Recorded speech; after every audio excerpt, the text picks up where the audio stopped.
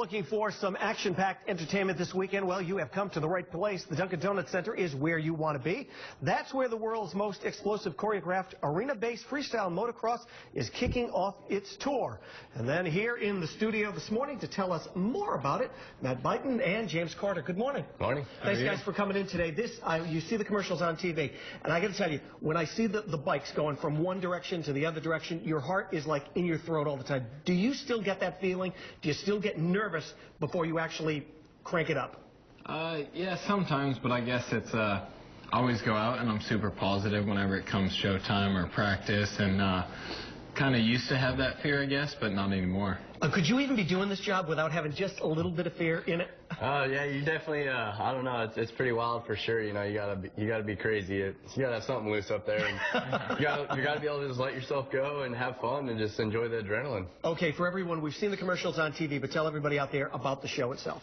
Well, the show's cool. There's a storyline. It's fun, and then there's action everywhere. There's fireworks, there's lighting, and then we're jumping.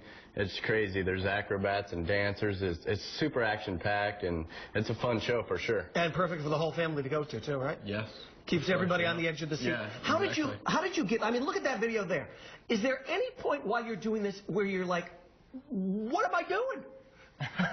Yeah, sometimes during practice, like I'll watch my friends, I'm like, can we go that high? Yeah. But it's crazy. Like when you're doing it, it's just you're just a lot of practice and comfortable and just going, adrenaline, crowds there, shows going on. It's just wild and intense, and that's what we live for. All right, these bikes get pretty close together. They get really close together. So there has to be a lot of practice, a lot of training. First, how did you get started in this, and then how much training does it take to be able to do that?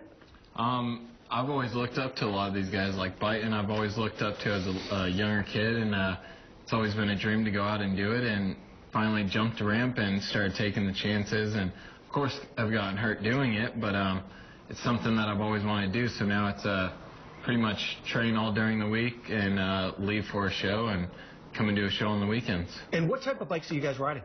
He rides a Honda 450, then I'm on a YZ 250.